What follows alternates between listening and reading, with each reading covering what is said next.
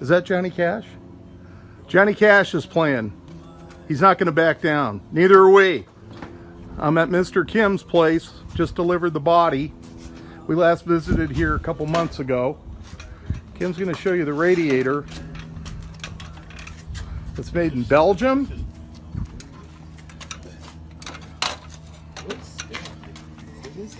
This is a radiator out of the B, which might need a new core. Not sure yet, but it's a monster.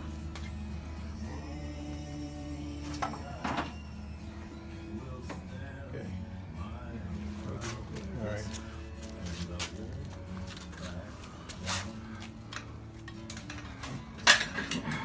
Don's here. Don's working on the water pump. He's going to church every day, saying confession for all the swear words. He's asking for divine guidance. He's asking for divine inspiration. God's given up on us, though, so we're going through the religions. So tell us what we got. Tell us what's been done since we saw you last. All the bearings are adjusted. Valves are done. Valves have been lapped. The guides are not real good, but that's what it's going to be. I still got to clean everything up. Put the water manifolds back on. But all the wheels are back on. Bearings are checked, greased. Dash brackets got painted. The dash is pretty much back on. I got the oiler to put back on. I got a lot of stuff to do yet. Gone through the transmission. Transmission looks good. Oh, thank God. Here's the Babbitt work. Yeah, Eric did a nice job on the Babbitt. Everything seems to fit pretty well. For you folks that don't know, Eric is up in Auburn, California, and he did the output shaft transmission Babbitt. It was just a real task. And the rear end ball. And he did the rear end ball too. Here's the flywheel on this beast. Kim had some paint lying around from about 8 years ago, and it approximated the color that this was supposed to be. So he painted the differential. I think the paint can said like 39 cents, and they said yellow front on them. I vaguely remember yellow front as a kid. White front. White front. Oh, actually, no, he did a really good job. This is actually the color, the cream color, that was the color for the B. Only offered in one color, the cream and the green. So as Kim already mentioned, this is an Acme ball bearing, rear differential. I don't remember who it was. I think it's Acme, and it'll pull a house. It's beefy. It's a beefy one. It is beefy. Okay, we're going to start a radiator, and I'll point out, if you notice, there's new tubes, new tires, and new flaps. Just new tubes and flaps. On all four wheels, and that was a task to get. The radiator here was leaking, so what was done there? We think it's fixed. It's holding water. An absolute fortune to get a new radiator. From probably Brassworks. So this is, I don't even know who could make it. Okay. I think it'd have to be done in Europe. Okay. Anyway, it's fixed, we hope. The plumbing is all done. The water pump has been repaired. Now let me ask you here, because I'm looking at this. Did you bend this copper tubing? Yeah. You did that. Now Wayland, keep in mind, I'm going back to when he did another B engine. Wayland had actually filled the copper tubes with lead. With lead, and then heated it and was able to do that, but you were able to do this with a bender? I put a spring around it and bent it with the spring. Wow. I didn't want to fill it. Now this piece down here, this is just an example, folks. These clamps are more or less correct for the period. As close as we can. As close, but you'll notice other clamps that aren't, and that's because we're at the point right now, or I say we, I have no part of this. This is the master work of Kim over the last year and over 1,000+ hours. Kim's at the point here where he's getting ready to start this engine. So we see this beautifully done manifold system. He did all of this, right? And this is the oiler, and you had to clean that all up, right? Yeah, and then I had to solder up some leaks in it, and everything needed work. Everything needed work, and I'll point out at this point, do you think these rails have been done here, or are these original? I think they're original.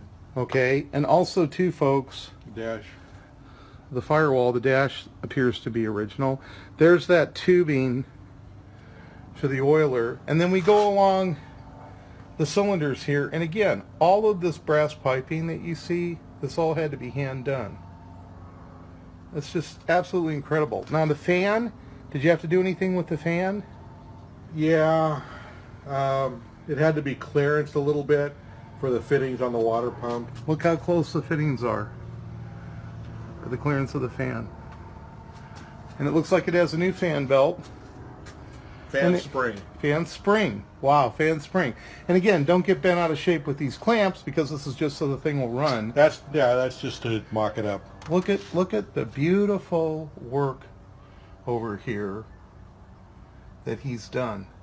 This manifold, if I remember right, is this the original one and then it was repaired? This is both of the original manifolds that Okay. have been repaired significantly. That's been significantly repaired. Look at that crankcase. That's the original crankcase, folks. This is a Model T carburetor because the carburetor that was sent with the car was not able to be used. So this is just a temporary carburetor. It's not the correct carburetor. And again, as you look at this, you really can't appreciate the hours. And what's really important to note here, Kim spent days at, where did you go? Tell folks to At research. Detroit for it in the archives. What archives 4 specifically? days looking at blueprints for the Model B. What archives did you go to? For those that don't know. The Henry Ford Museum of what is it called? Industry and American Innovation. Innovation. And then they have the Edison Institute Archives, Okay. which house all of the collections. So I went and had to do a bunch of work on getting drawings for the transmission and the parts. In your opinion, when we look at these wheels, do these look to be the original wood wheels? I doubt it. Okay, they probably have been replaced. But the original front axle and the springs and all of that, that appears to be original to the car. The springs need to be re-arched. They need to be re-arched, but they appear to be original. Yeah. Okay, and then Now look at the coil box. we're going to see that on the other side. People have to wait for that because I'm looking at can't this get over beautiful. I can get over there. I'm looking at this beautiful steering column. What did you have to do for this? Polish, polish, and polish. Did someone say polish? Yeah. Because I'm Polish. How beautiful is that? How beautiful. And these are the steps that Wayland just found. He didn't even know he had bought them, but he had them, right? Yeah. We're going to take a look at that. What are we looking at here, Kim? Because I don't want to call it the wrong thing. Well, it's basically the end of the drive shaft. The end of the drive shaft, and there's The transmission fits into that. okay. And you had mentioned if folks had been here and viewed the earlier one, this is an Acme American Ball Bearing Company. American Ball Bearing Company rear end, and you said this could pull a house. And Yeah, it's you pretty strong. You took it apart. It was good condition. Now these springs here, you have clamps on that because that's what's keeping the vehicle from coming apart. What's the condition of these rear springs? Good, they're fine. Okay, and the muffler here has probably been rewrapped. Yeah, it's got new wrapping on it. It's probably the original muffler. And Kim did a really good job approximating the paint color here. Now we're going to walk around and we're going to look at that beautiful coil box that he's talking about. And he's right, I can't get there. So I'm going to have to come around this side and show you that coil box. Again, this is a work of art. This engine is a freaking work of art. So who did this coil box for you? My good friend Randall Anderson did an excellent job on the coil box. So the new coil box is approximated for what it might have been back in the day, right? It's rebuilt. It's a rebuild. It's a rebuilt, original split door box. Coils have been rebuilt. And this was no small task. And he did a good job on this.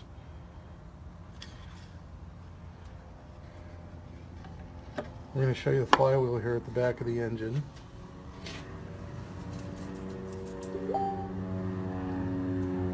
And there's a number right in here. You won't be able to see it, but originally it was 55, and then it was restruck, so it's 52.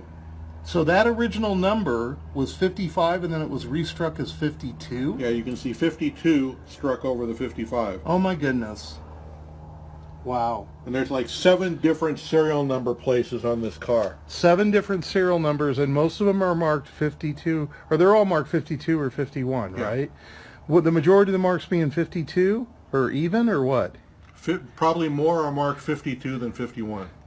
Okay, and this car was traditionally known as number 52 historically, but the title on it now has it marked as 51. 51.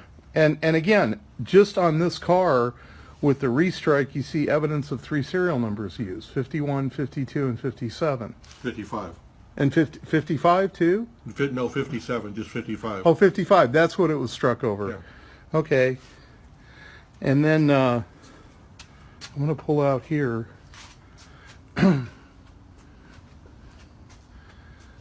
This body here, we really didn't go into the body and it's covered up. But Ray Wells, most people would make a new body for this car. Ray Wells used the front and back seats, a lot of the body as it arrived to him, and he did an excellent job in taking and saving the body that came off this car that was probably largely original. It's been reupholstered and it's painted correct for the color. Where we're at on this right now, Kim, is Kim's about ready to fire it up. And I got here, I was hoping to get it fired up, but life has its demands. And if it's waited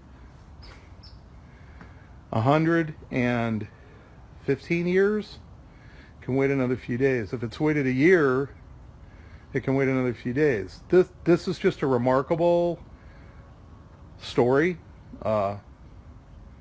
and I'm at a real loss for words because I'm getting kind of emotional here because it's just overwhelming to me what's been going on in the past year. And I haven't been here in a while, and there's been a lot of work done here, a lot of work. Well, that's it for me. I'm going to finish up. Hope everybody else is having a good day.